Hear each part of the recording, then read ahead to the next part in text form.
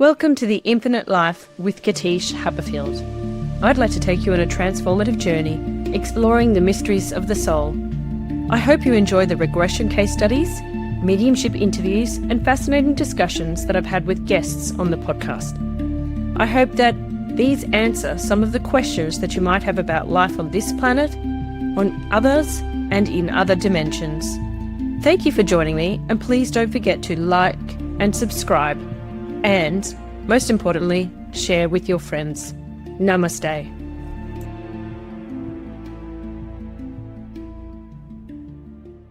Welcome back to the Infinite Life with Katische Haberfield podcast. I'm your host, Katische Haberfield, and you're in season 13. And this season, we have been talking to some interesting and fascinating people who I wanted to either bring back on the show, or they had some interesting things which I felt were gaps in my knowledge. So back in season 10 on episode 8, we had Reverend Dr. Paul Meckes, and we were talking with him about spiritual changes in what we call the midlife section of your life. So before I welcome him back, I would just like to reread his profile, which is a longer one today because there are some things on here that I didn't get to ask last time. So I'll read his profile and then I'll welcome him back to the show. So Reverend Meckes is a duly ordained minister and metaphysician, first through the Institute of Metaphysical Humanistic Science and then through the priesthood of the Order of Melchizedek. With almost 30 years of academic studies and research, he received his PhD in metaphysical science, summa cum laude, and ordination in the spring of 2014 under the authority of the Institute of Metaphysical Humanistic Science of Florida, Sarasota. While in his doctorate studies, Paul founded and headed the Claremont Paranormal and Metaphysical Research Society, a noetic science coalition and network of diverse scientific disciplines. Paul's mission being the scientific research for the advancement of further knowledge of consciousness, the human condition, paranormal and anomalous phenomenon has gained attention with the spiritualistic and scientific communities as a revolutionary in his investigative approach in the field. Paul has lectured and instructed at the Southern Casadanga Spiritualist Camp in Lake Helen, Florida, and the Chapel of Spiritual Light in Orlando.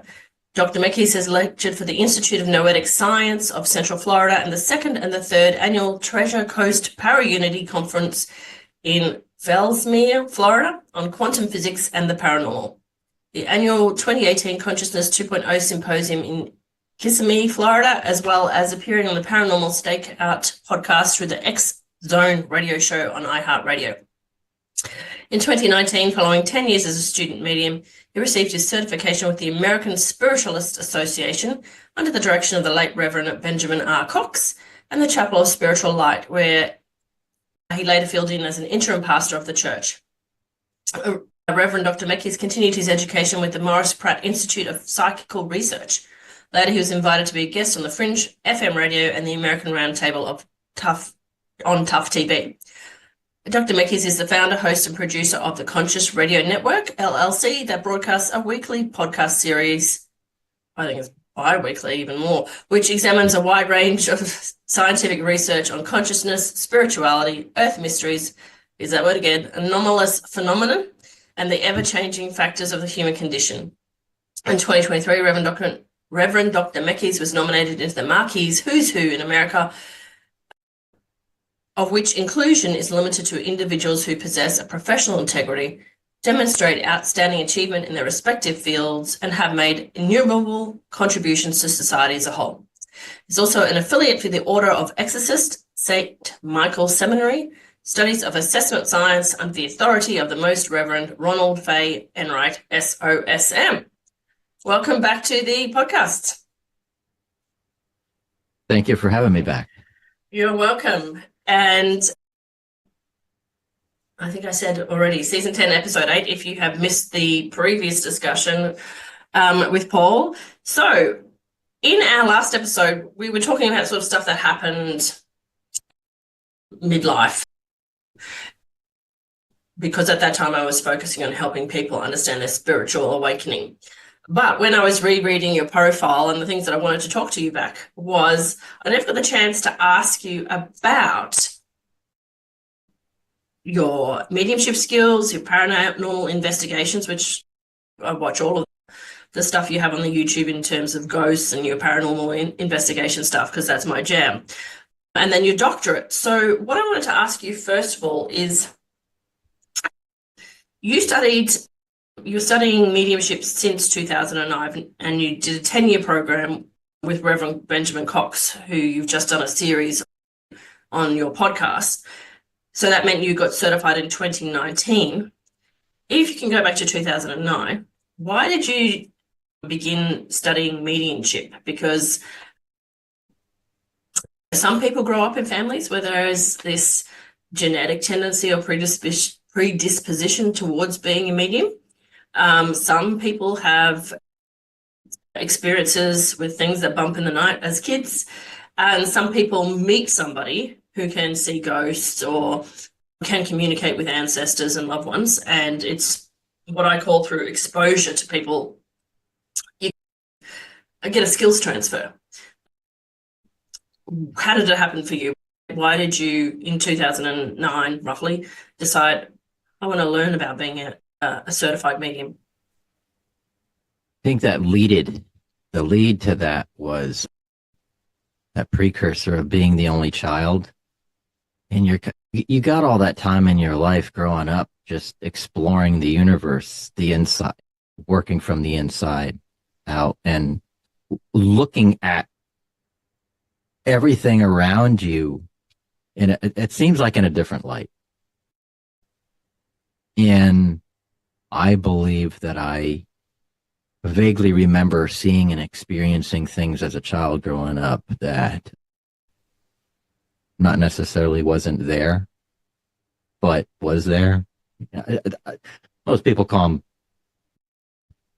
imaginary friends. Mm-hmm. I had a very vivid imagination growing up. I was always doing stuff on my own. Not that I didn't have friends, but it just seemed like there was something larger than myself, much larger than myself. It was almost so as though I remembered something, my infinite self. And even still today, I still feel that. Almost like you're an immortal. It's like I'm remembering past lives. I'm remembering experiences that I didn't have in this lifetime. Mm-hmm. But as I got older, and it just felt like I got to know more. I got to know more. I got to know more about, I wouldn't say the other side, but as a general, that's a good best place to start, is getting into spiritualism, getting into mediumship. And when I got into it, it felt natural. Wow, I remember this. It felt familiar. Mm-hmm. And there was nobody in my family at the time that I knew of that was a medium or had mediumship abilities. Didn't know much about my father and my father's side. My great-grandmother, I got to know very well before the age of 10, and then having to move to Florida. We felt guilty leaving her behind, which I just recently had a conversation with her. And realizing when I got into mediumship, she always came forward to give me this information, to let me know that she was a medium. Okay. But she never told anybody. She had the skills. My mother now obviously doesn't practice it, okay, which is like it. Yeah, like you said, sometimes things skip generations, or two. Yeah. In this case, 2 generations. Yeah. And then when I started realizing that there was a family member involved in this, and it helped boost. It was like she ended up, and still is today, my cheerleader from the other side and protector. So Did that answer something? Yeah, I did. Yeah, that's cool. That's cool. And did you say that you had an imaginary, what we call imaginary friend? Did you actively play with somebody? Because this is the reason I ask this is because I did say to my mum, who literally I only told last weekend that I could see ghosts and interact with them as mediums at, on Good Friday, actually, because the whole conversation about NDEs came up with her neighbour, which was totally unexpected. But I did remember asking her about a year or two ago, did I have an imaginary friend as a child? Because I was like, surely when I look back, this could be part of the explanation because people describe me as off with the fairies, and I did believe in fairies and all that sort of stuff. And I was a bit in my head as a child. But she said, no, you didn't have any imaginary friends. And I was like, oh, that's interesting. Okay. Not that I remembered any, but I was like, okay, no, all right. That's not the answer. And I think some people put this whole stigma about imaginary friends out there, or their child is there's something wrong with them. They've got an imaginary friend, but it's totally not. It's usually a spirit guide or an ancestor or someone that they're conversing with. Sorry, long question, but did you say you had an imaginary? I don't remember in a traditional sense imaginary friend, like another being there, non-physical that you would converse with. No, I do this. It wasn't like that. Not that I remember. Yeah. But it was more like there was a council around me, not of several. And not all of them at the same time would be there. Maybe a couple, maybe one. And they would come in as groups or singly, and one would be an engineer, one would be an artist, one would be, like different muses, but my spirit guides. And they would come in and they would work with me. And I remember I'd be so engrossed in a particular project. Like I was a Lego guy. I was a Lego kid. I'd had Legos like you couldn't believe. So many, hundreds of thousands, if not millions. It's crazy.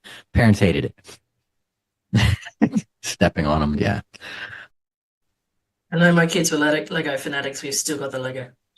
Yeah. I miss them though. I don't have any. But I would channel in all this information. They would give me these ideas and I would build something from scratch. Just complete. And I wish I had pictures and still had them today. I would build things that were operational, like operational things, engineering type items. Whoa, a safe. I built a safe that had a combination on it out of Legos. Still remember that to this day. I'd build boats, I'd build yachts, I'd build semi trucks, I'd build just from the ground up, no instructions, no nothing. You're advanced than me with the Lego skills. I always and only ever built houses, and I drove my Matchbox cars up to the front door of the house, and I played Happy Families. So you're a bit more advanced than me with the Lego playing. Yeah. But I never felt alone. That was interesting. It was like I was alone in a sense, aside from my parents, but I never felt alone. I always felt like there was always that group there with me. How did you sense them around you? Do you know what I mean? Like when you were getting these, would you call it as like downloads of inspiration when you were like doing this safe and stuff like that? Do you feel like a knowledge transfer from the engineer guide, or do you feel like that's a part of you that might have been accessing a past life as somebody who was a engineer in, I don't know, engineering, somebody who actually constructed things for a living? I think a little bit of both. I think at the beginning, it was remembering my abilities in a past life or in a parallel timeline. But now it seems like it's more downloads or a little bit of remembering, but think a little bit of both. But I never felt that they were kind of like my babysitters. It was like, that's what it felt like. It was like, yeah, some of them were quite protective. But one night they were like, you're just going to have to do it. And I cut my finger. My parents bought me this airplane type thing that you build paper airplanes, but they're not really paper, like cardboard. But that was a very dangerous hobby because I had to use razor blades. Oh, okay. Really sharp razor blades. And I remember in the middle of the night, it slipped and it cut the tip of my finger off. And oh my God, I ran to the kitchen. My parents were asleep. They heard me. My mom wakes up and spent the rest of maybe an hour or so trying to clean the wound, tape it back up. I thought I had to go to the hospital, but no. Sometimes you have to have those mistakes. But yeah, and why do you, sorry, go ahead. Go ahead. Yeah. I was going to say, why do you think that you had to have a protective presence around you? I didn't think I really needed it. I think it was more like, almost felt like I was still in the nest. Mm-hmm. Coming into this lifetime, I'm still in the nest, and they knew that it was almost, so it was written. I didn't, like I said, I didn't have any siblings, no direct siblings, no brothers or sisters. I would have.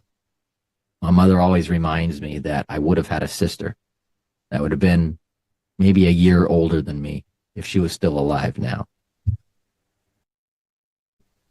But with that happening, I guess there was something that happened that shifted, and perhaps she's on the, that is one person one soul I haven't been able to reached out to, only because I keep forgetting about it every time I get into the channel. That's really interesting. Was your sister, sorry, and you don't have to answer this, but was your sister a miscarriage, or was she a full-term born baby who died? Miscarriage. Miscarriage, okay. Very interesting. I don't know why I feel like saying this to you, but are you aware, and I've only become aware of this because of I've got a pencil in my hand, but because of the work that I do, and this will either strongly resonate with you or it won't, that a soul, or the individual slice of the soul that determines that it wants to incarnate, can sometimes try to come in several times. And basically what happens is that, depending upon the life challenge, I know it happened to me, that's why I'm mentioning it, because I tried to come in a couple of times. And I never thought about it like this because my mum miscarried, one before me, one after me. And it wasn't until I did a hypnotherapy session. Well, it wasn't actually. Yeah, I did a hypnotherapy session, and then I did a session with my friend, which was a timeline session. And she asked me, what month did you come into the womb while I was in a theta state? And I answered 7 months. Yeah. And I could see myself coming at 7 months. And I had already seen what happened at 7 months, and it was horrendous. But what I then got the knowing of was that I was the one that was tried to come in previously. And my fear of what I needed to do in this lifetime as Katische was so strong that I couldn't go through with it, and I pulled out. Yeah, sorry, Mum. Devastating for her, because there's all the things that are associated with the miscarriage, which are very traumatic. And what I learned when I had communicated with a ghost named Rose at a cemetery was she had pulled out and caused her mother to miscarry. because something had changed in the dynamics of their family. And she just went, no, I'm not doing this. And she stayed around because when she went to go to the light, she saw the impact of what happened on the family. And she was stuck in grief and in guilt. And I had to cross her over to get her to go back up. And she told me that a portion of her soul had already reincarnated back into that family to have another go again. If you've never been able to contact your sister, the first thing that thought to me, and sorry to share this on a podcast, other people may be, it is maybe you are your sister, and maybe she will go, absolutely not, and contact you immediately. Do you know what I mean? Because we're putting it out there, because you and I are both very good at communicating, but it's like, hey, Paul's sister, if you're not Paul, contact him right now, not right now, so that he can clear this up, because it could be you, and it could be similar, this feeling of protection that you had, saying, I don't know if I can, well, I signed up for it. I wanted to do it, but then when it comes to that jumping in, and you jump into you come in through the body, you're like, oh shit, I don't know if I can do this. And so that was the linkage with the protecting feeling, because you're like, this dude, he's going to actually be a minister, and he's going to go and be a paranormal investigator, and he's going to work with exorcists, and you're like, oh, I don't know how I can do this. It takes a lot of courage. It does. Yeah, and I never thought about that too. Which is interesting, because that is, interestingly enough, only came up during this conversation, only because you only bring memories forward when you are discussing something in specific, and then you start trying to pull data from your conscious or subconscious or general memory, because it's always in that depository back there, that if you don't need it, we're just going to put it away for somewhat easy access, like a computer. And what's interesting is, now that I brought that up and that you mentioned, that kind of does explain to know that maybe it just wasn't the right time for me, for my soul to come in and incarnate at that particular time. Timing is, everything is about time. Maybe it was specific for the astrological aspect, where the planets were aligned. Maybe there was something, maybe that timeline of a life being incarnated to wasn't the right mission. It wasn't the right one. Now, I'm not sure what the time difference was. That'll be my next question, my mother. What was the timeline? What would have been her birth date compared to my birth date? Then I might be able to get some information. Yeah, it's fascinating, because if you go to a Vedic astrologer, I've recently had my birth chart done from a Vedic astrologer. Oh, those are good. Yeah, doozy in terms of what I came in to clear. And I didn't realize it until I've had a Western astrology reading done, and then I had a Vedic one. And I've had the Vedic one done twice, as well as a Vedic location astrology one. And when I did the money karma one, the money things that I wanted to come through, that then brought through all the ancestral stuff that I had to clear. And it actually even explained why I got divorced. Really? Yeah. Whoa. Yeah. And that hadn't come up when she did it as a romance one. Do you know what I mean? But it was just interesting, because when you were saying that, then I was just thinking, yeah, it'd be interesting to know when my mother was due, also to see if I could reverse engineer it, which you can't, because you need the exact time of the birth or whatever, if they were going to come through and you don't know. Wouldn't it be fun to know what your Vedic astrology report would have if you knew the exact timing of when you were going to be born, if you were that previous miscarriage? Because then you could go, oh, look at the two different readings, the life circumstances in the same family that would have had a different soul mission.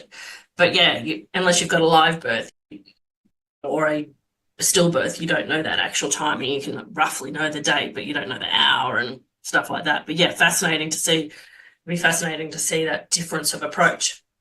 And the thing too is that even if it wasn't true, even if it wasn't like that, and that soul ended up going somewhere further in the spheres of the spirit realm, to the point where there is no connection. There is no, maybe it was like the wrong one. Maybe it was a complete wrong incarnation. Whoops, wrong portal. Yeah. Go somewhere else. I think you had a guest. It was somebody I saw recently on a podcast and I hadn't clicked on. Might had the experience of coming in and knowing they'd picked the wrong body. Oh, yeah, that does sound familiar. Yeah. But so, yeah, it could be anything, but it would be interesting to know from your sister's perspective. And again, it may be none of our business or your business. It may just be, sorry, mate. Yeah, I didn't come through, and it's not. You'll find out when you get to come up here. Yeah. When you come back, you'll find out. Yep. Which is very frustrating for me because I always want to know now. And they're like, wait, and you'll have a laugh. And I'm like, no, I want to know now. Yeah, it's like an astral, it's this universal astral mission that was black ops, special operations, it's like military. Nobody needs to know this. This is a secret mission. Whoops. You had to pull out and we had to abandon the mission. Yeah. It's always interesting. Great grandma comes through, and when you started doing the mediumship certification,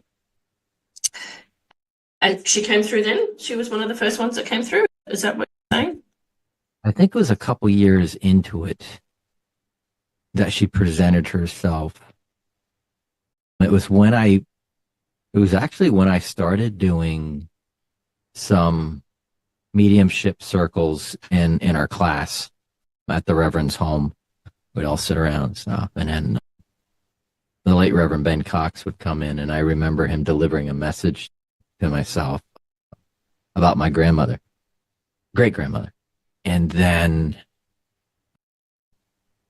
after, that was like 2010, 2012-ish, I think. Yeah. Or maybe, no, time don't mean nothing. It was there. It happened. But then she ended up starting to come to all the seances, whether it was a client-based investigation or just a general sit-down with the class or the church or something, and she would come to the table. She would come up the table tipping seance. Yep. She'd be the first one. Table would go crazy. She'd come in. And I didn't even have to ask. It was like, yep, I'm here. No. And you said that she lived where you were originally born. Where was that? Which part of America? Yeah, Allentown, Pennsylvania. Pennsylvania. Okay. All right. And if you look back at your grandmother's sides of the tree, great grandmother's sides of the tree, is there because there's this stereotype that mediumship can come through in very specific ethnic families. Certain cultures are very strong on mediumship. Did she have a background in her family lineage that goes, yeah, this is a kind of a culture that you would expect that to come through, or has she explained it to you as in, no, this is my one-off skills that has nothing to do with my lineage ancestrally?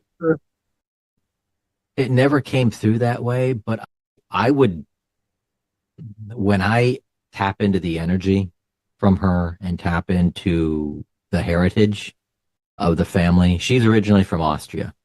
Oh, okay. Yeah, so she's originally from Austria. My great grandfather from Norway, from Oslo, Norway. But around the time of World War II,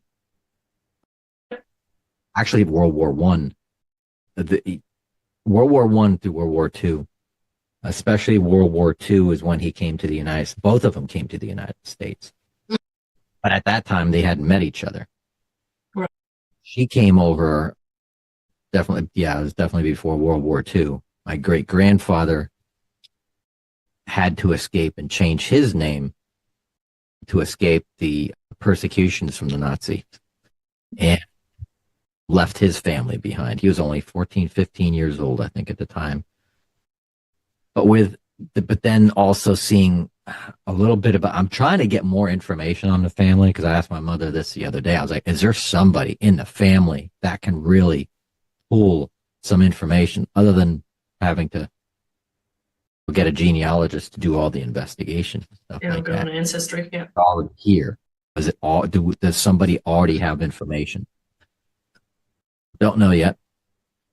But I feel that back during the 1500s, Dark Ages, Middle Ages in Austria, Denmark, that part of the world was very metaphysical, spiritual. Right. You got the ancient Celts. You've got the ancient Saxons, the Vikings, my grandfather. So we've got a lot of that ancient Mediterranean cultures around there, the Norse to the Saxon stuff. And yeah, though I think so. I feel it. So that was something that she probably practiced it back when she was in the homeland, but nobody knew that she would have practiced it when she moved here to the United States. Yeah, because a big stigma, right? Back then, especially in the 1500s, you've got the whole witchcraft stuff going. You've got the Spanish Inquisition around that sort of time related. There's all sorts of stuff there. Even the nuns in Saint Teresa of Avila was investigated under the Spanish Inquisition because of her experiences with connecting with the divine. She was ultimately cleared and continued her life. But yeah, you can see how all of that stuff comes in. Your doctorate, you finished in 2014, that's right? Yes. So that sort of happens at the same time as your mediumship stuff? Like when did you start your doctorate and why did you choose? Because you've told us about this engineering sort of inclination as a child, and if I remember correctly, you are an engineer professionally now, right? And so to do a doctorate in metaphysics is quite an unusual thing. Like there's people like Dr. Joe Vitale and lots of people like that who have got a doctorate in metaphysics, and looking at them writing e-books and stuff like that, you're like, okay, that makes sense. But for a young man with no family history connection to the metaphysical realms, to mediumship, what made you think, oh, I think I want a PhD in metaphysics? That's definitely a story in and of itself. I didn't know at the time, I had no idea this is something that you can get a degree in, or even, because it was like, even still today, a little bit, depending on where you are in the world, metaphysics is considered a pseudoscience, a pseudo field. It's not real. It's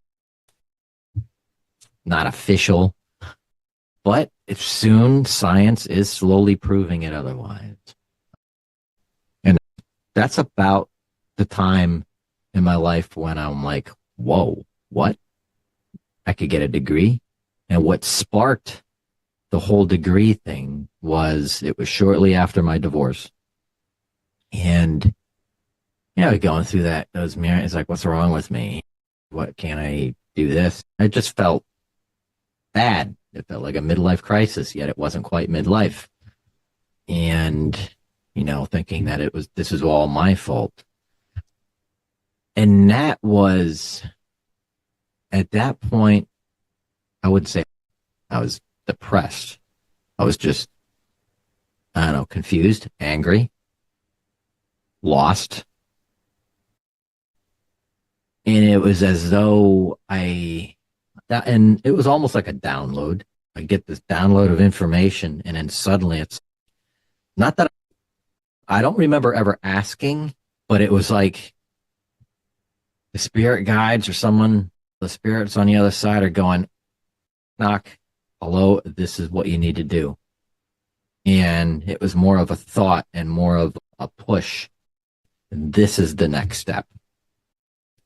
This is what you need to do. And I had that thought. The moment when I had that time to just reflect, sit down and just clear the mind, and after the divorce and this and everything's out of the way and gone, I reached out to some friends of mine saying, hey, I always had that shamanistic, spiritualist, old-fashioned, traditional, hoodooist type, shamanistic ability and knowing and memory. And I'm like, how can I do this? What's that next step? And one of my friends is, well, I'll just go online. I'm like, really? This stuff is online? I was naive. I was like, yeah, I knew the answer. I'm just reaching out for ideas so I can fill the box, so I can pull a ticket and go, yep, this is the winner. So I started searching online, and I found one that was actually real close to me here in the state of Florida, here in the United States. And I don't think that was by accident. But I reached out to the dean. We talked. A couple hours goes by, which doesn't normally happen unless you're talking to your girlfriend or boyfriend on the telephone, and you just can't let go. But that was the longest conversation I had with somebody that like literally listened and was like, told me, you should be a teacher. You should be an instructor in the program. Some of the conversations, like things I was explaining, it was like, this is the curriculum. And you're talking about it like it's like you're one of our instructors. I'm like, okay. So I signed up. I felt I needed to get this information. What is it that I need to remember? It was almost like I needed to remember something. Mm-hmm. Build the library back up. It's almost like the library burned down and I had to build it back up and collect all this data and bring it in and revisit and re-engineer the whole process. So that's pretty much what I did. I took my time at first. I sign up, I get all the books and get everything printed and all the material and stuff. I started out in the bachelor's program, and I put it away aside for a little bit. Basically, I went really slower than I should have. But they're not simple concepts, right? So it takes your brain a while to wrap around it. Mm-hmm. And I don't know, I'm not sure how long I put it down for, maybe a few months, several months, I don't know. And then all of a sudden it was like, I heard that voice. I don't know what voice it was, whose it was, but it was like one of the spirit guides, one of the angels, something divine out there just went, you're going to finish this now. You are going to nose to the book, nose to the paper, and boom, finish it up. Yes, sir. And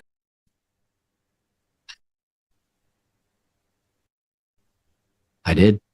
And what should have been a 4-year program, 4 to 8 year program, ended up being just over a year, not quite a year. Yeah. It's It's called And dedication. that was not just the bachelor's, but that was the master's and then the doctorate. Yeah. That's some serious download here. That was really some serious download. But what it really seemed like was remembering. It was like I'm reading pages to my own autobiography, or just reading the script of a play that I've already been in many times before. And it's just remembering. And I did learn stuff. Great. Not to say, oh yeah, I got this. I knew this. Piece of cake. Some of the stuff was hard. Some of the stuff was tricky. And some of the stuff was new information. I'm like, whoa, that's an interesting concept. And then when you get it, you then get it. And you're like, then you put your own spin on it.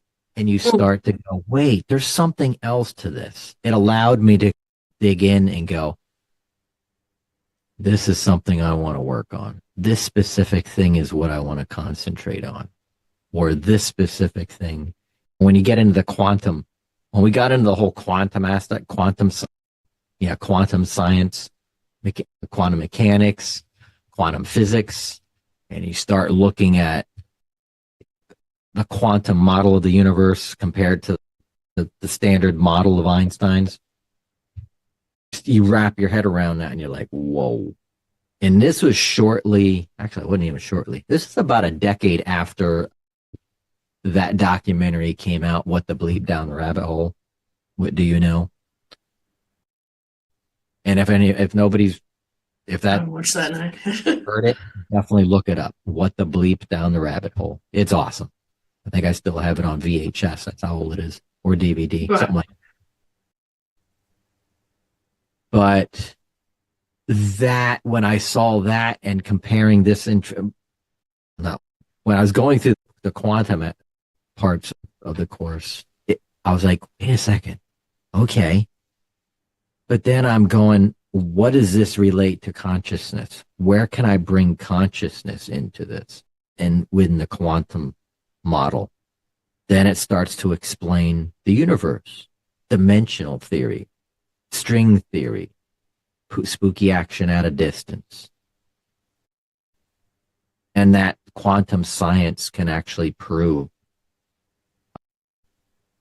the existence of telepathy, how that can be done, the existence of mind reading or picking up mediumship, even mediumship, the quantum science field. There's models out there that can prove why this happens and how it happens. So that is still today one of my ongoing research methods. And So I was going to ask you, did you do a thesis and pick a particular specific topic that you wanted to double down on, and was that consciousness, or because that is to be continued, because what happened was during my doctorate, I had the option to write a thesis, which was soon to be not recommended. It's not recommended. At the time it was recommended, but it wasn't, you didn't have to. Right. So instead I did the course on picking a specific thing, writing a little bit about that, and then doing the coursework. Yep. And today, between the time that this is being recorded, maybe a little bit before that, and the time that I take my visit to Mount Shasta, is the timeline for me to put some of the basic information and some of my research together into a book, which is, in a sense, a very late thesis. Okay, because that sort of answers a bit of my question, but doesn't also, because when I've known you for a couple of years now, but my question has always been, why are you interviewing other people on your podcast instead of teaching people? That was like my first thing is, this dude's got a PhD in metaphysics. Why is he asking everybody else about the world instead of teaching us? Because I was like, originally, I was like, yeah, I'll listen to a few of the things, but I want to hear from him. And I'm like, each time I tune in, yeah. Like that's my thing is like, I want to hear from you, Paul. I don't want to hear from your guests. I'm sorry to all the guests. They're all fascinating, interesting, but I want to hear your insight. That's what, and that's why I tune into the paranormal stuff and the investigation stuff, because I'm like, okay, let me see now if I can get a piece of his mind, because that's the interesting part is it's if you feel like you've come in and you've had to do this PhD to connect with who you were previously and you've already got it, I'm like, lay it out, let me hear it, I want to learn, do you know?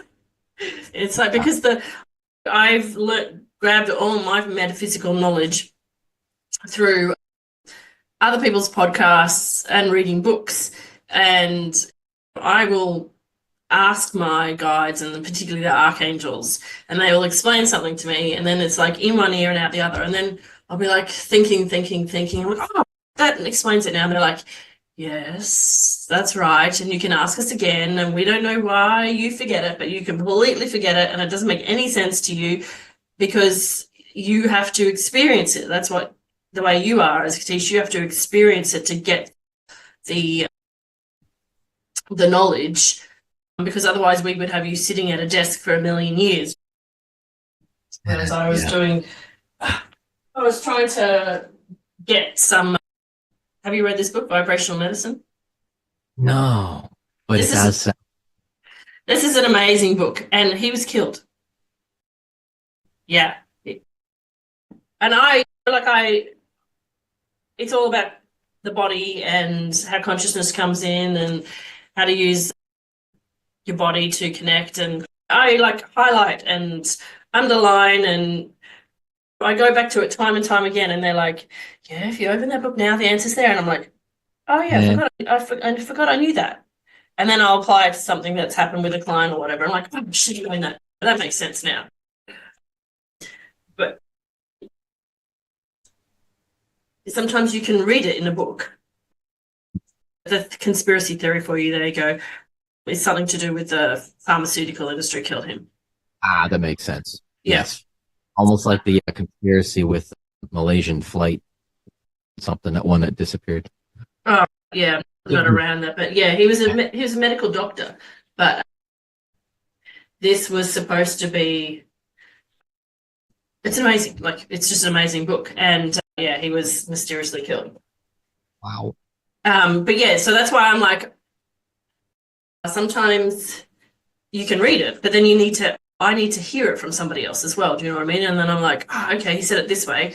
And here's an example of how it's coming to my life. And here's an example about how it's coming to their life. Now I get it. Now I've got the full picture. It's like, otherwise I could fill up 1 million notebooks and be like, can you tell it to me one more time? It's not as easy for me as it is for you with that download. So I'm like, oh, okay. I'm just like, yeah, you can tell me that 45 times and then I'll eventually get it. But for some unknown reason, I forget it really quickly as well. So the question being, like, why do I continue to do the podcast and be the host and not be on the other side of the microphone? There's two of them. But be on the other side of the thing is I don't know. I don't know. But at the same time, I do know but I don't know yet. Yeah. As we come to the quantum aspect of it, yep. Is when I originally started the podcast, this was shortly after my doctorate.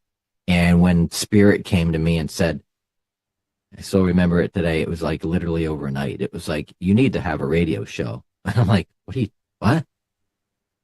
When Spirit tells you something and you get that thought and you get that epiphany and you know that it must be done.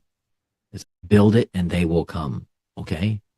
What does that mean? I don't know. Just do it. So when you do it, and I knew it was supposed to be because it shouldn't have been that easy if it wasn't otherwise. Meaning that the people in my life, the people that I associated with at that time, were the perfect individuals to be the soldiers in that mission, meaning that one of the guys in my church at the time, the Chapel of Spiritual Light, he was a radio host, actual for AM FM radio, and he was a DJ and he technician. He knows all this stuff, perfect, and not only that, a really good host. And he helped set it up, and like within a month from the idea to the actual launching the show, like was less than a month. Boom, and out there. And that's a project something is telling me not to give up on it. Still be there, but just don't give up on it. Yeah. And creating a community of other practitioners from many different fields. So it's as I'm in the process of building my own curriculum, my own teachings, my own work, on the sidelines building this network and this community of practitioners all over the world, maybe different planets, I don't know. Stay tuned, you might find out. And so that way, whenever that time is, whenever that is, and that next big thing happens in the work and my research, the people are there ready to carry on the rest of the work. Right. Yeah. We're building on it and start working with it. Yeah, see, because I get this distinct feeling, and again, you can call bullshit as well, but because your journey parallels mine in some ways and is totally different. We started our podcast within a few weeks of each other. Yeah.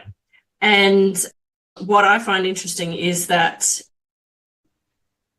so with all due respects to all my fabulous guests, I only interview them once a year. And you were on last time that I interviewed guests. And why do I only interview them once a year? Because I find it interesting and fascinating, and I need that social stimulation. I need that intellectual conversation. But it distracts from my work, if you want to know the truth of it, meaning that my guides keep telling me, right, you need to teach now. And I'm like, no, I don't know enough. And then they're like, okay, you have done 13 seasons on your podcast and you've got up to 20 episodes per season, sometimes 12s. Now we want you to take those case studies, because people know that they've already written on your podcast. They're frustrated because you're showing them the real life evidence and now they want to be taught. And I'm like, it's too complex. I could draw you a million diagrams and we'll go around in circles. They're like, take a one case study at a time, but you need to extrapolate this because it makes sense to you and it doesn't make sense to them. The world still doesn't believe in reincarnation. Start somewhere simple. People don't believe in ghosts. And how many million hours of footage do you have? Lots. How much words of books have you written on ghosts already? 100,000. Yeah, okay. They're like, right, we'll start with one of those things. And I feel like it's very similar for you. And it's, Paul, stop interviewing people. Do it once a year or twice a year if you have to, and start doing your own content. And those practitioners will be on the sideline and they'll come, but you need to take the leap of faith first and start doing it. Even if it's, for me, I'm like, okay, today I've got you and then I've got one other person and then I'm done for season 13. And they're like, hi, can we keep writing now? And I'm like, I don't know. And they're like, Paul's got a season on ghosts coming up. Do you want to have your book written by then? I'm like, it's not that simple, is it? They're like, oh. You know what I mean? Yeah. So that feels like I get frustrated myself, but I also, and as I said, take this as you feel. I get frustrated for you because I'm like, I see the community thing as something on the side that will come naturally once you start teaching the stuff that you need to show. Believe me, I'm frustrated too. There's something holding me back, and it's not the right time. It's not the right time. And then just recently, it's okay. Let's start moving forward. Yeah, and you have to. Yeah, there's so much that you've got to let go of. And I have two more questions because I know we're running out of time, so it might be a bit longer than I think it is, and I'll just cut short my break in between my interviews. But there's two other things that I wanted to understand about you. And sorry, it does feel like this paranormal investigation into the mind of you. But I think that it just appeals to people who are listening to this podcast because they're trying to understand different components of themselves and why I do what I do and why I interview the people I do. Firstly, can you explain the priesthood bit to me? Why, how, and how it links in with stuff? And the second bit would be then into why did you go into paranormal investigations? But firstly, I guess I wanted to understand, not being I grew up as a church-going child, and then I said, I've had enough, Dad. And he said, fine, done. But why priesthood? Has being a reverend impact on your daily life? What is being a reverend in your world? Because if you said this is a reverend, people would have a certain image in their head, and I don't know what being a reverend is for you. What does it actually involve, and why do you do it? Yeah. And see, that's the thing. People refer reverend traditionally in the sense of the Roman Catholic Church. Otherwise, any other religion, it's either a rabbi or... But reverend is not necessarily, in the traditional sense, no, I'm not that type of reverend. Okay. I don't show up to a Catholic church every Sunday and do sermons. No.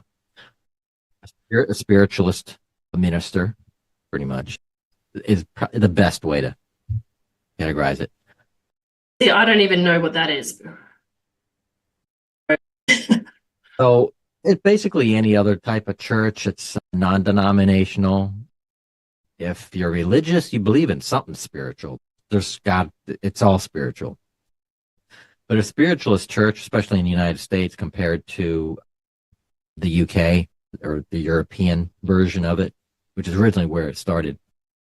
But here in the States and Western society, modern spiritualism is about to connect our belief in spirit, infinite intelligence, a God, also believes in Christ, and all religions, basically all of it. It's the whole ball and wax, all of it. And the continuation of consciousness and communication with the other side. And not only getting in with the curriculum with my degree work was, and the work that we did through there, you had to be ordained through that church. Okay. So that was my first ordination. And then I moved and I had the opportunity to get into the Order of Melchizedek. And with the work I was doing, that ordination was presented to me. Yeah, and I'm like, awesome. And through the ordination, because through the church as well, the Spiritualist church that I was with, if you were ordained through that church, Chapel of Spiritual Light, that was also through the Order of Melchizedek. Mm-hmm. But having it just prior to that, realizing that's the same order. What? I'm like, whoa, things started to make sense. And starting to lose thought in the original question. I was trying to understand what being a reverend is in comparison to the traditional idea of standing at a pulpit, leading a church service. What does it mean to you, and what do you do as a reverend? What is it? Because I'm just trying to fit all the pieces together. Yes, I also was at the podium every Sunday during church service for at least not quite a year as the interim pastor of the Chapel of Spiritual Light after the passing of Reverend Meckes. And now just leading the congregation, helping lead the church in service every day, spiritual prayer. We'd have guests that would come in from outside the church and present a specific lecture on something within spiritualism. And then at the end of the service is when you have the group mediumship session. Right. Where the guest speaker for that weekend would give readings to everybody in the congregation or those who wanted it. So because that was some of the decorum that I learned through mediumship as a student spiritualist or a student medium, those were the things that we had to go through as a student medium here in Western spiritual, or here in the States, for that, through that program. It was part of it. You would show up for church on Sunday.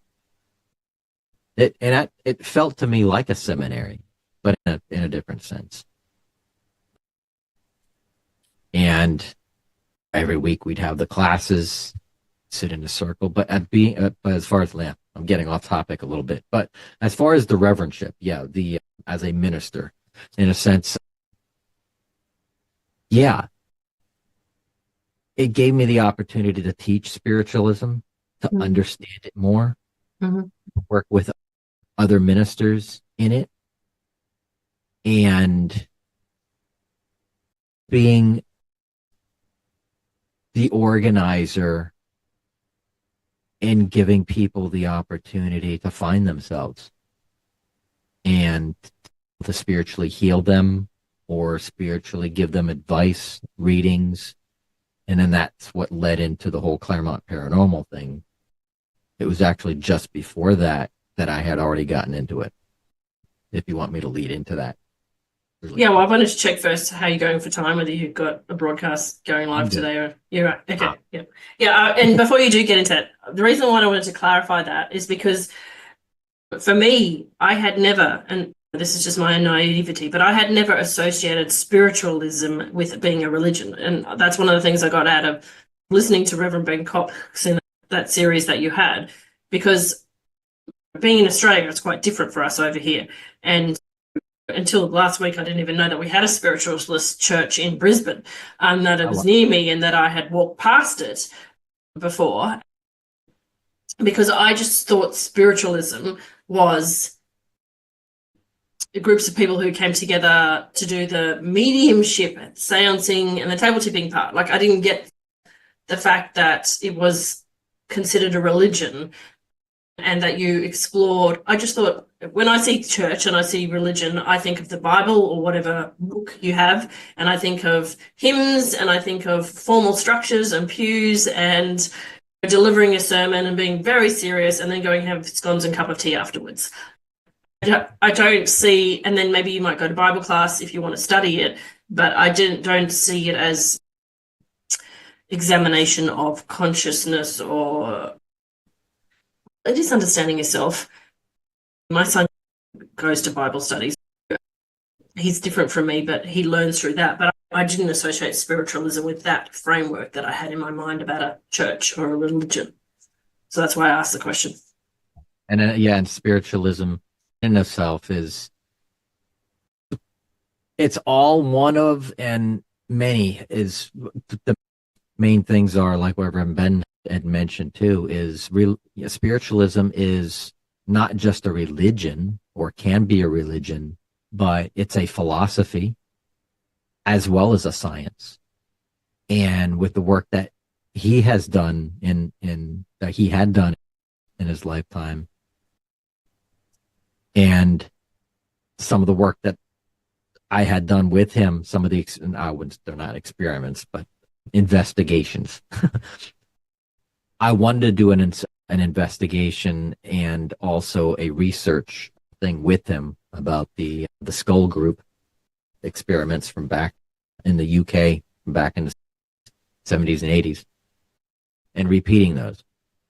Never got a chance to do that.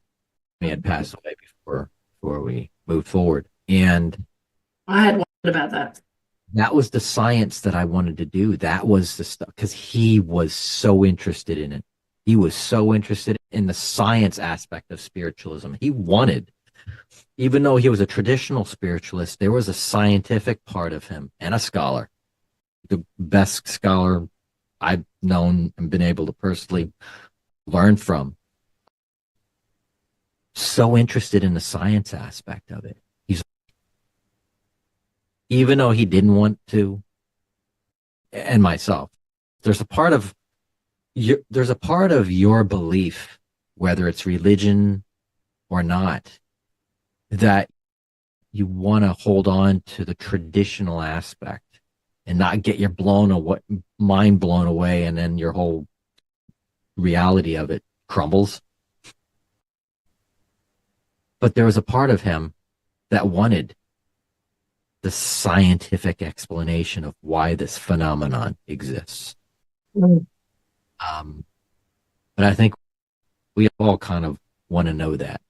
Yeah, and it's a good explanation because the Dalai Lama says that Buddhism, for example, which a lot of people do explore a bit when they're trying to understand metaphysics and all sorts of different realms and things, is Buddhist science, Buddhist philosophy, and then Buddhist religion. And the Dalai Lama is trying to say there is a Buddhist religion, but there's also these other investigations as well and philosophy. So I can now understand that when you parallel those, I'm like, oh, okay, yeah, because I get the three components of Buddhism. So now I get that there's three components of spiritualism. So that makes more sense to me. Thanks.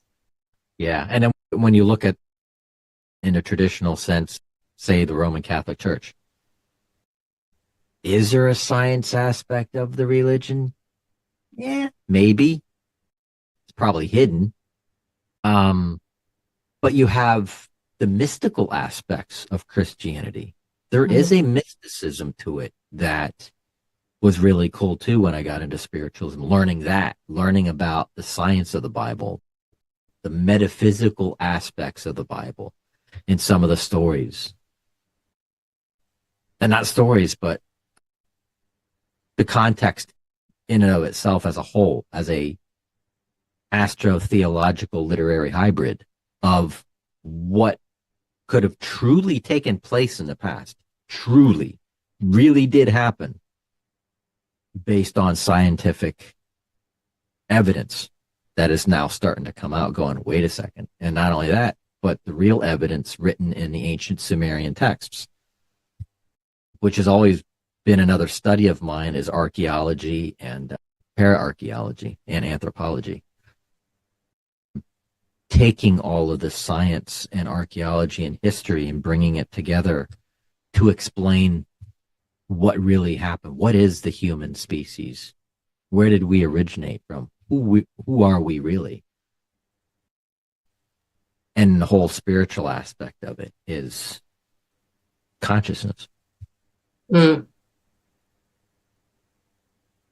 Okay, so paranormal investigation then leads in off there, because I guess what was the first thing that got you into it? Was it an experience that you had that made you think, or was it this working with a spiritualist church and with Reverend Cox's insight and interest in proving things that made you go, yeah, well, I'm interested in proving things as well, and I want to get involved in investigations? Because when I look at the stuff that you do on the podcast, there's this aspect. When I see you go and do paranormal investigations, you're the investigator, right? You don't ever go. Do you ever go in as the medium? Because you always bring in mediums. There's only one occasion I went in as a medium, especially when it comes to collecting the evidence. When it comes to the forensic aspect of it, the science and forensic aspect, I couldn't come in. I'd either have to come in as one of but only one I came in as a medium. But that wasn't even really a case. It wasn't a documented case that we added to the file. I was helping a friend out. But the case manager first. Yes, okay. If somebody reports it, it's obviously going to have to come to me. I have to gather that evidence. I have no choice. So as I'm getting all this information, I'm getting the client credibility reports. I'm pulling all the data in order to start the investigation, to first investigate the clients first, investigate them. Where are they from? What's their heritage? What's their religion if they have one? What's their lifestyle? What type of career do they? Everything. Because that can then determine the psychological makeup and profile of the person as well, or the clients or the family as a whole. Because that's all part of the recipe of, I feel, any paranormal investigation. Because certain events are very specific to the client or the person who's experiencing the event or the anomalous phenomenon. Because it's first anomalous at first, because we don't know. It might be something based on their reality, but it's not really perceived by anybody else, or could be perceived by anybody else. So I started Claremont Paranormal originally as, and still today, it's not as active, but is to truly help the clients. We're not there for this fame, this being in the spotlight and the limelight. It wasn't that. It was never about that. That's what kind of sparked it. I was always interested in watching these ghost shows and stuff like that. Always, that was always cool to watch. But there was something bigger than that. It's something bigger. It's not the sensationalism. It was about helping people learn. Why did you choose to develop an investigation society? Is it because of the way that your mind works rather than being the medium? Because you can be the medium and just help and clear the ghosts, for example, if ghosts are one aspect, or you could have gone and done any kind of studies with the releasement stuff that I do. So you have these skill sets, but I was just wondering, why did you choose the investigative, the case file approach? Or why did that draw to you more than, say, the mediumship side? That was first.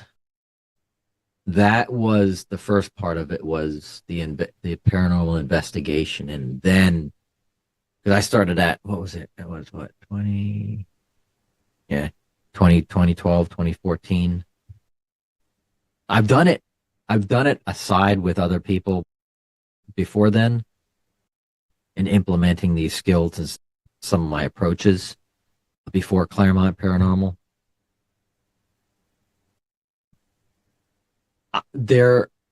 Most of the cases I did, it was kind of like I was working on two frequencies, coming in as being there as the case manager and getting everybody involved and bringing in whoever I needed at the time. When it came to the pulling the documentation together for a specific case, at the same time, I would be gathering what I'm feeling, going, hey, what's this? And I would bring that forward and let, during a time of the investigation where it wouldn't interfere or be a conflict of interest for the evidence. Basically, you didn't want to taint evidence.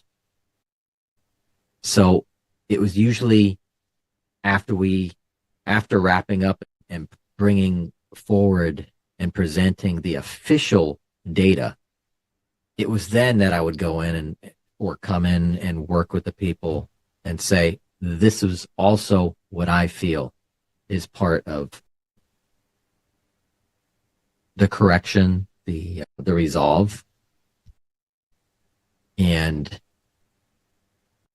then beginning with the medium as well, that would be working the case and say, this is what I felt, this is what I came up with and envisioned or saw or felt or got.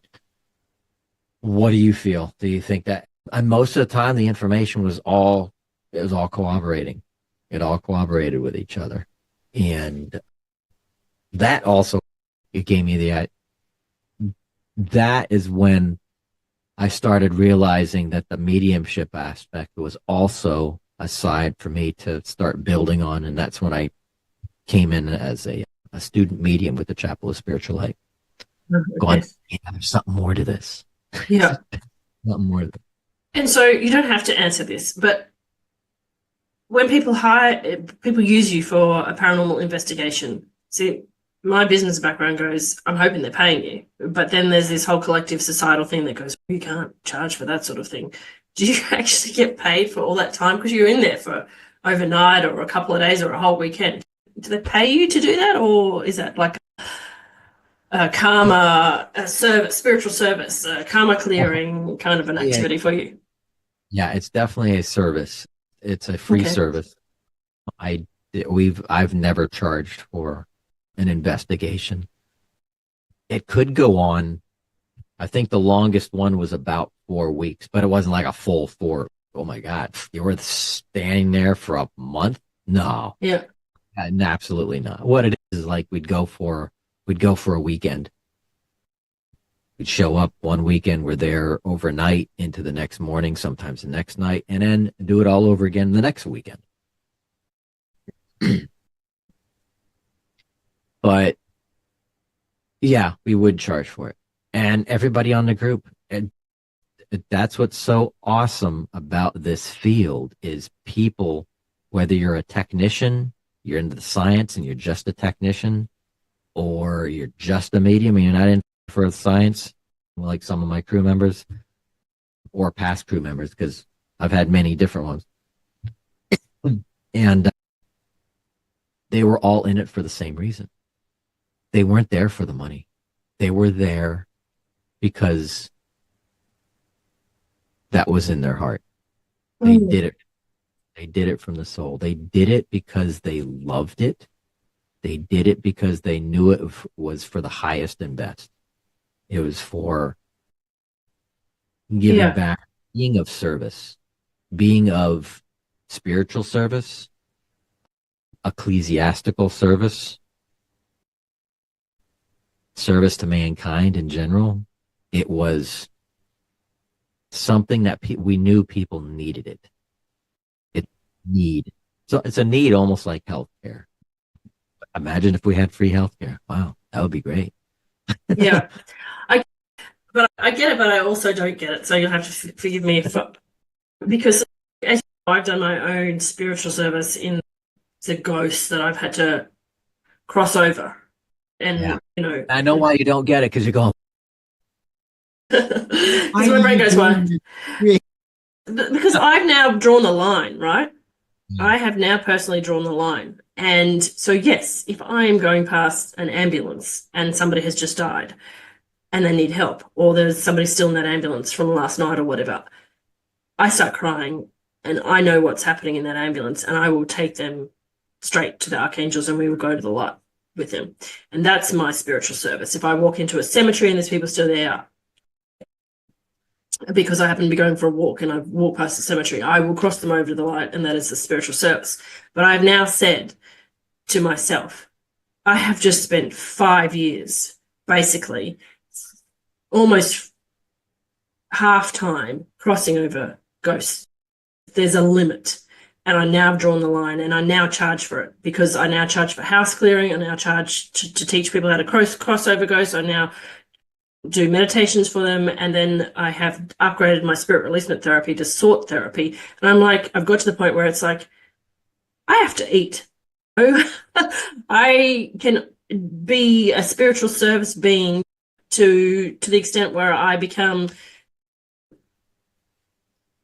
nothing but air, and it has to stop now, because I could do this forever and they will bring me them forever. But they're like, we need you to work out your beliefs in regards to this. And I have put things on my website and I've deleted them, and I've literally deleted almost my entire website about 2 weeks ago.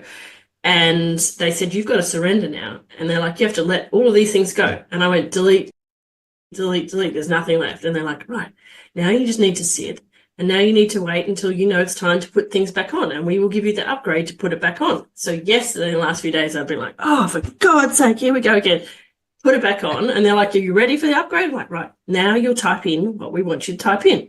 So there's part of me that goes, that's really nice of you to do that, Paul. But have you finished what, you know, I guess I get this, you can see, feel it agitated in my voice, where I do get that everyone has their own spiritual service, and they clear their own karma and they do work for the community, and there should always be that, right? Because people can't afford it all the time. But I also get the point where it's At what point will the spiritual community say, I need to eat as well?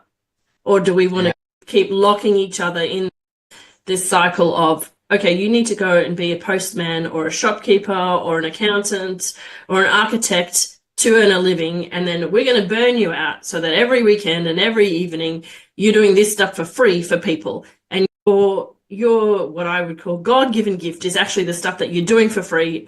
And is somebody going to be brave enough to say, stop, I'm now charging for this, I'm going to give up this other thing, and I'm going to do what I call my zone of genius?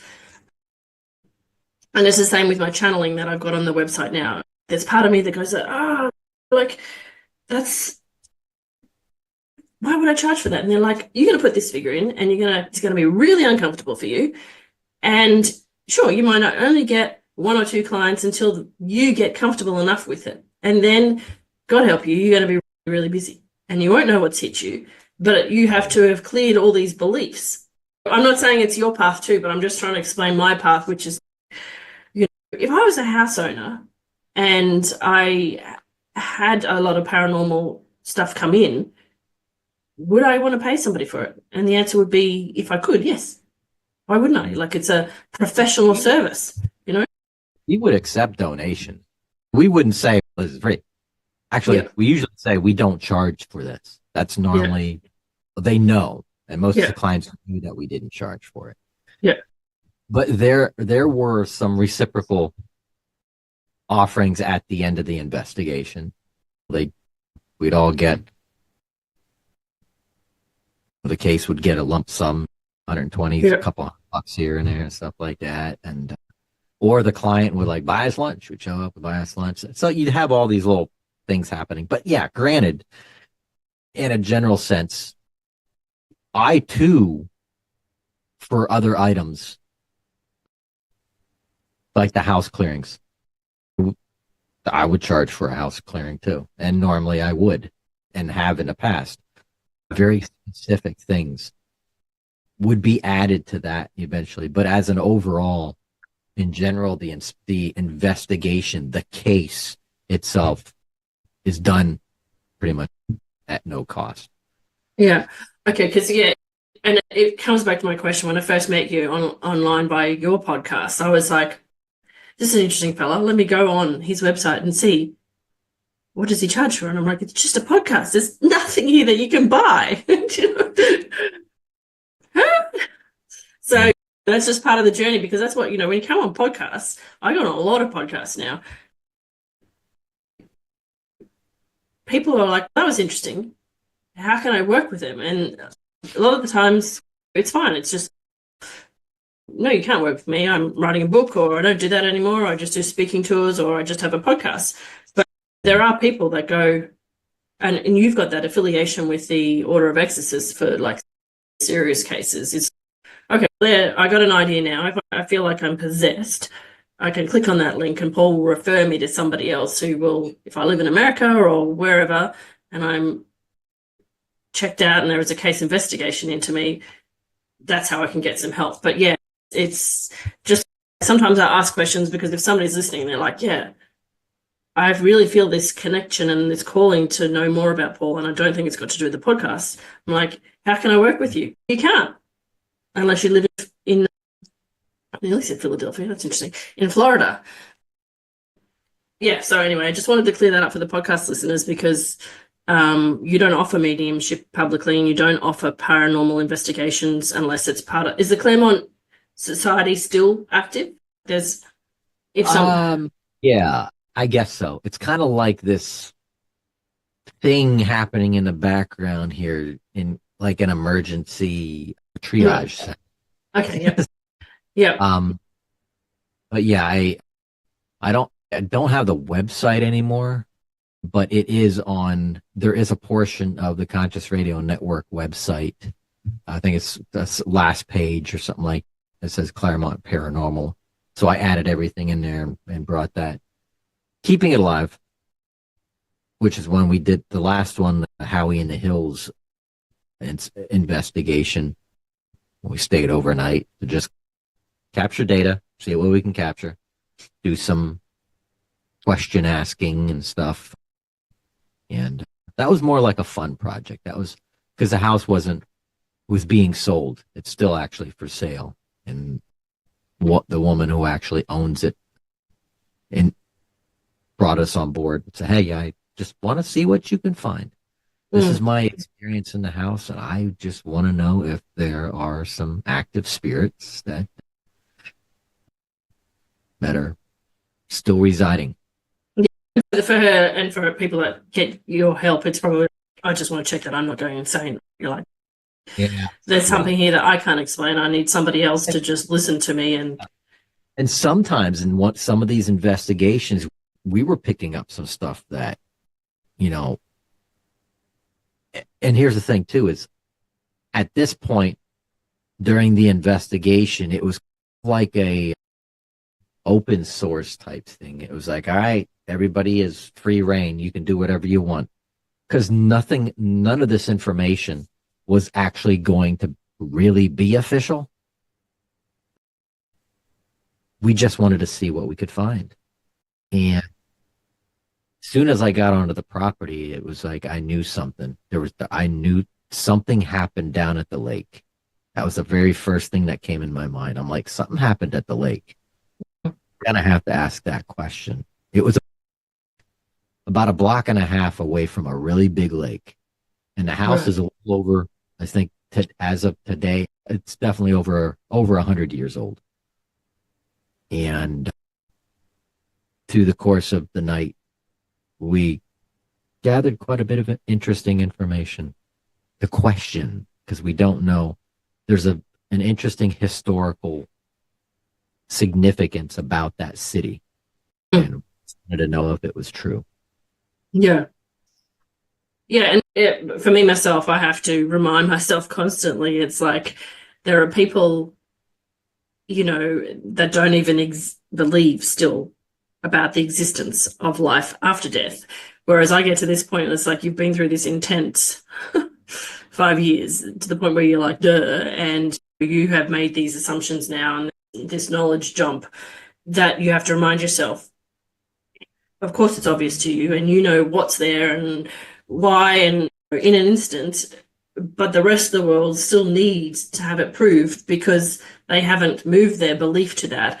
And as they always say to me, my father said, patience is the word for you in this lifetime. And I'm like, I'm running out of patience. Yeah. You know what I mean? So I do have to remind myself all the time. Yeah. No. Also, too, at the same time, on the flip side of it, that's why I think, too, evidential mediumship is really important.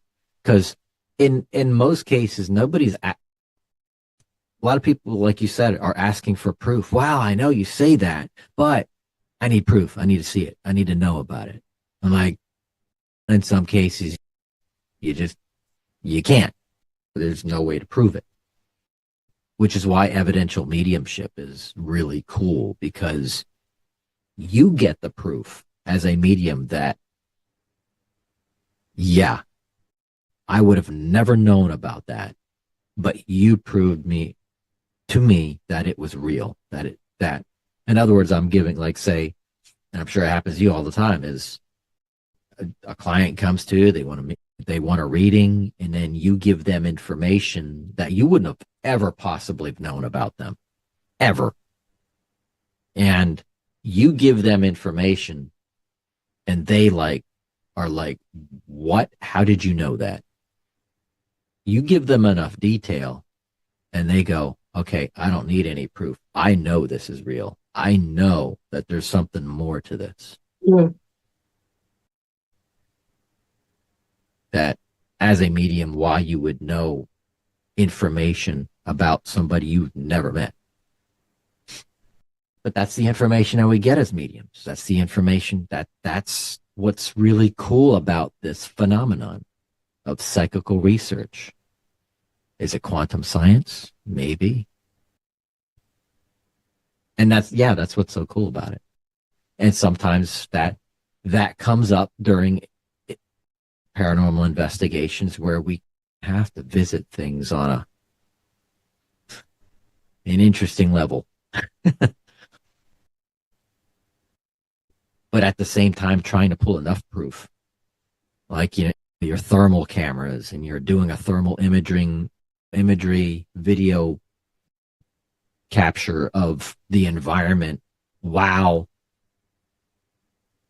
this phenomenon, while we're waiting for the phenomenon to happen. That's what's so boring about paranormal investigations, is you're waiting.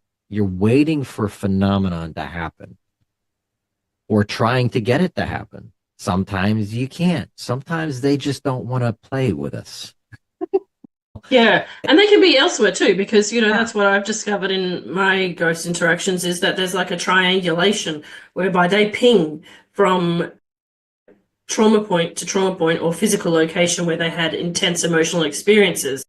Like, I've crossed over a girl who was murdered out in one of the far suburbs, Samford, but she was murdered by one of the inmates.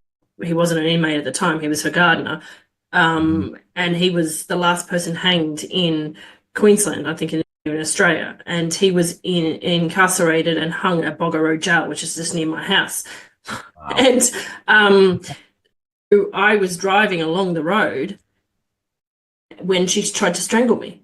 And she wasn't meaning to strangle me, but she's trying to get my attention. And I was like, who is this? Why are they here? And when I went back after learning how to cross them over properly, I found him exactly at the same point. I crossed them over together. She asked me specifically, let him go first, Ernest. But why was she pinging back there? Because her energy is karmically attached to him through the Akka cords. And so she was murdered by him out in Samford on her way home. And I've actually, in the book that I'm writing, I got him from the afterlife, and he's told me his perspective on what happened that day. And so their energy was attached at the same point at both Samford and at Boggo Road. And because I was driving past and she could see my energy, she came in at the car to get my attention. And I had a physical reaction, even with my kids in the car, and I couldn't breathe. And when I crossed her over, I crossed him over as well first. So anyway, my point was that they can be there, but they also can be elsewhere. And that's why in my perspective, why I would be like, yeah, you might have to wait for the interaction, because you're waiting for their consciousness to finish figuring out, how did I die? What's the energy over here? It's like the ghosts do their life review in the realm of being stuck. And so they've got to figure out what was happening over here in Samford. And then why am I sometimes at Boggo Road Jail? It's quite complicated. So I can understand how they can be nothing there, because they're actually elsewhere. Yep. And then sometimes too, we're picking up residual energy, like the memory. That's what I mean. The memory. Yeah. So memories those energies are residual. They sit there and they just, we always leave parts of ourselves everywhere we go. Yeah. It happens. It's a really cool phenomenon, but yeah, when we do that in investigations, we'll try new things too. It's like we add certain things to an investigation if we can, if it doesn't offend or interfere with any of the investigations that are client led or client specific. Except for the last one, which was, we did have a client, but it was like full rain, and that was fun. That was like really cool, because there was residual energy in that house. There wasn't, I don't want to give too much information away, because I'm not sure what the sensitivity of the case is, because of some of the stuff we did pick up. But we were getting some information that the property was used for other purposes in the past, and some of the information that I got was not from spirit in general, it's from the residual energy. But then I was also working on some information and the energies that were coming in from the other medium that came in during the case, and she was doing her readings. And she was using some of the technology as well. We were all using voice recorders. I was operating the thermal camera, and somebody else was using a regular video camera, and just sitting there capturing some information. And I'm like, all right, let's see what we can get. And I'm just sitting there. Like I said, it's boring because you're just waiting for something to happen. Yeah. And I captured heat signatures that were very significantly changing in the room next door. Yeah. And I can see it through the hallway and through the doorway. That you can Yep. see an entity or the energy temperature shift and move across the room. Yeah. And there's nobody in there. Yeah. Nobody. Yeah, fascinating. It is fascinating. And yeah, like the proof there does make it fascinating as well. Yeah. It's mind-boggling. And as you said, there's all these things that help us capture the proof for the people so that they understand. But yeah, it's also the history of the land, and it's the history of the house. And there's plenty of energy there that contributes to the people's experience whilst they're living in that house that may catapult their experience because they chose to live in that house, for example. That's got nothing to do with the trauma that they experienced. So let's just say they got murdered in that house or whatever. The stuff that goes on beforehand contributes to it. And some people won't experience anything. I've run into and worked with clients and other investigators that you'll have one family that's lived in that house, but then when some other family moves in, nothing ever happens to them. Yeah. One family will experience something, but the other won't.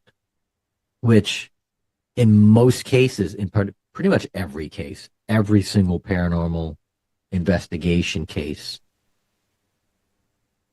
the majority of the phenomenon, or there's some portion of the experiences that happen in that house, or the phenomenon in and of itself, is most of the time stems from the human agent. Right. It's in relation to the human agent. So that's why the investigation starts first with the client. Then we can go, oh, well, this is why it's happening. Yeah.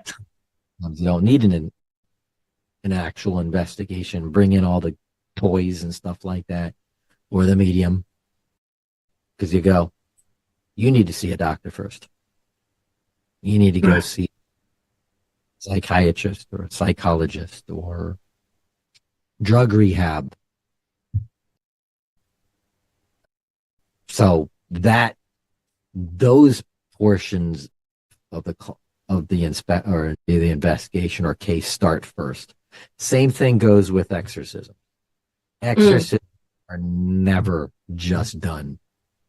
Exorcisms take a extensive amount of time to prove otherwise, because you just don't do an exorcism on somebody.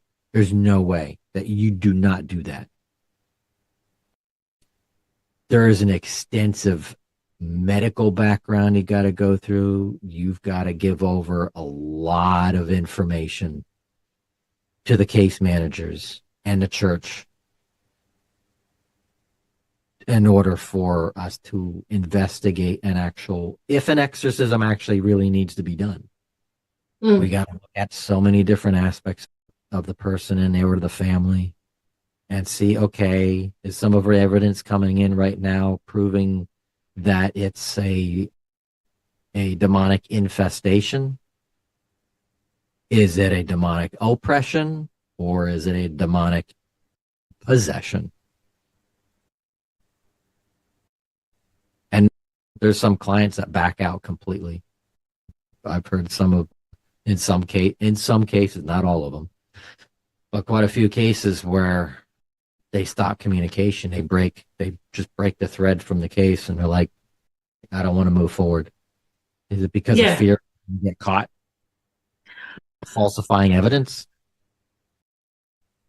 And it could also be because if somebody's going to say to you, and I understand because with the thought therapy, the quantum, which I talked to you about on your podcast, which was then called quantum soul therapy and spirit releasement therapy, you're not here to deal with clinically diagnosed conditions. Do you know what I mean? There's specific professionals for that. But then also there's this segment of society who have been what I would call, and I have to be very careful here, misdiagnosed as being psychotic or something when they're actually having an intense entity experience that is causing the psychosis. So it's like the entities and the beings around them create the delusions and the questioning of mind, which can, if not helped, turn into a mental health disease or a full breakdown, a psychosis. They end up in a mental health institution where it gets worse because then they're surrounded by other people who've got that as well. So I can understand why somebody might go, you're not believing me. I'm going to go. Do you know what I mean? Don't ask me. If you don't trust me, I'm going to go. And it's one of those delicate areas. It's a sad thing that it happens here in the States in specific. I'm not sure what the legal recourses and repercussions could be or implications on investigations like this at this level. Because I know in here in the States, you can get sued. Someone can sue you. And you're done. Your reputation's done. Your life is done. You're just, well, what do you do? It's almost like you are really held accountable for malpractice. And is it a malpractice? I don't know. If you get in a traditional sense, I don't think it's malpractice. If somebody was truly possessed, there are some signs. There are some signs to look for and go, whoa, yeah, yes, that's a real possession. If you can get to a point to actually see a person in the state of possession, and actually experience that state, yeah, I would definitely perform an exorcism. But then there has been cases of that where they were also tried in the judicial system. Like the exorcism of Rhodes. That was the very first case that the church was held accountable for criminal charges. Oh, okay. She ended up dying. Yeah. Did die because of the exorcism. Wow. Okay. Yeah. I don't know that case, but yeah, it's such like I said, I don't do exorcisms and I'm not trained in that area. That's a whole nother level of darkness. But I don't personally do them. I, as an affiliate clergy member, to perform and assist in the helping of performing the investigation.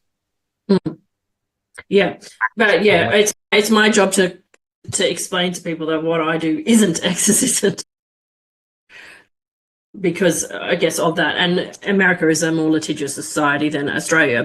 But you have to be very careful because you're not a mental health practitioner, you're not a psychologist, you're dealing with people who, in my case, are going through spiritual awakenings, they're having temporary blips, or they've moved into a house where there's something going on, or there's something with their ancestors, or it's a different situation. And I do get clients who have had exorcisms who then do still have residual stuff that come to me because actually, it's dealing with different entities.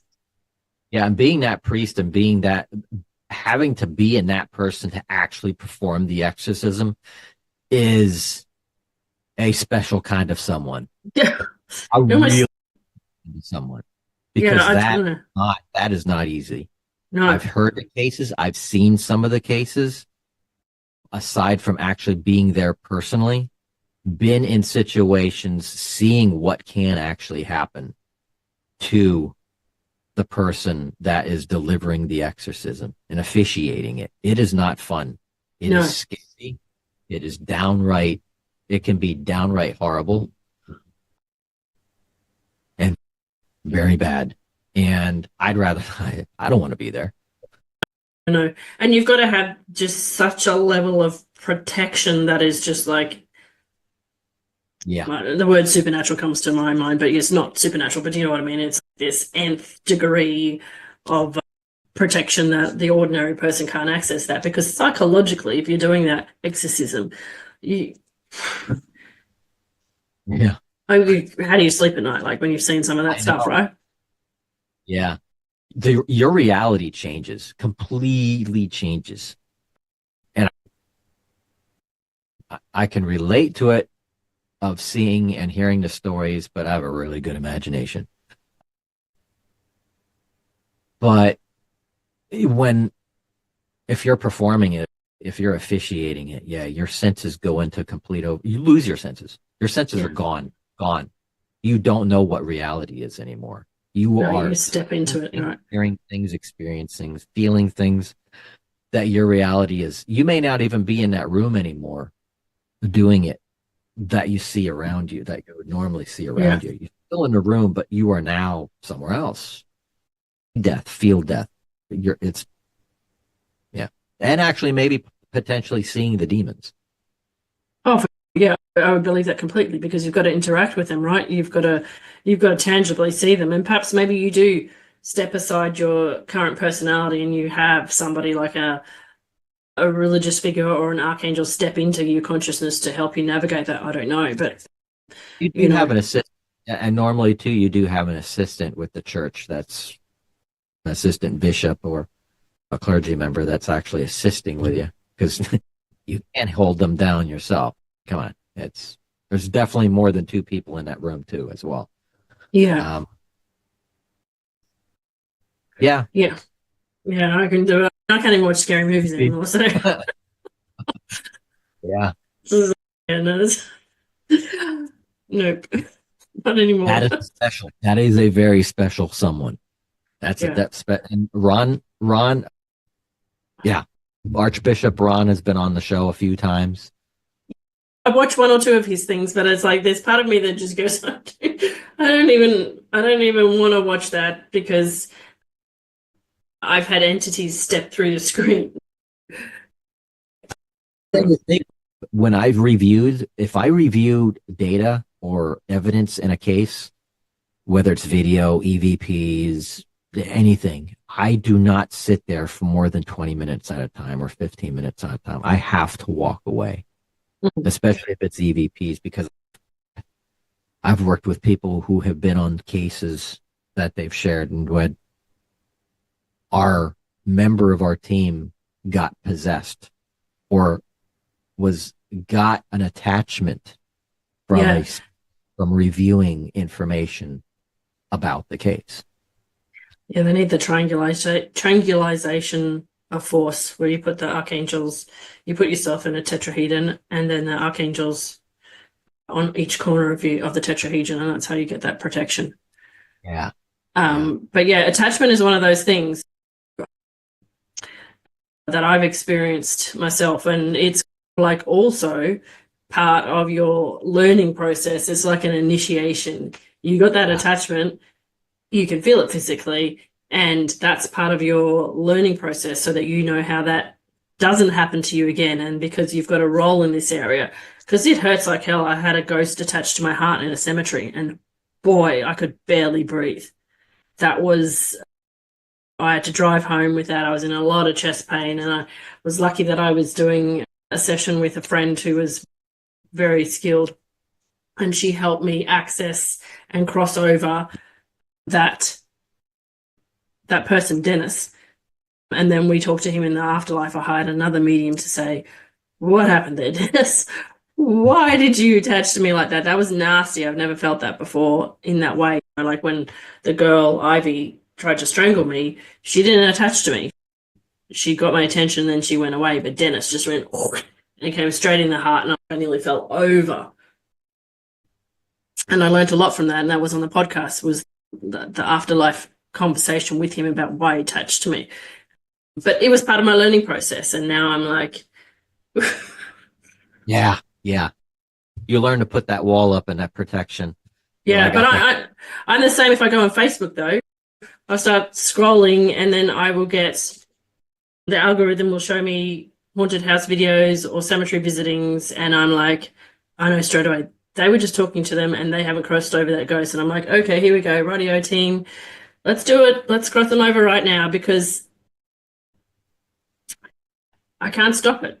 And other ghost rescue mediums say the same thing. They will turn on the TV, turn on a movie, turn on a documentary, and they will come through the screen. So it's like you gotta be steadfast in knowing your skills, but also knowing your boundaries and calling in the spiritual warriors, the spiritual police, the archangels, doing your visualizations and understanding what works and what doesn't work through a process of trial of error to make sure you're safe. Because, if you're working in this field, you're not here to become possessed or attached.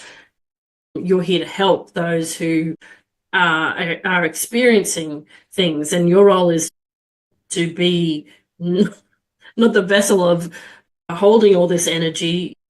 Your role is to connect them to those that in the spirit world can help them. But yeah, I totally get you. It's like you have to be so careful, and that's why I'm like, I can start crying for no reason, and I'm like, oh God, here we go again. All right, I hear you, I feel you, I'm really sorry.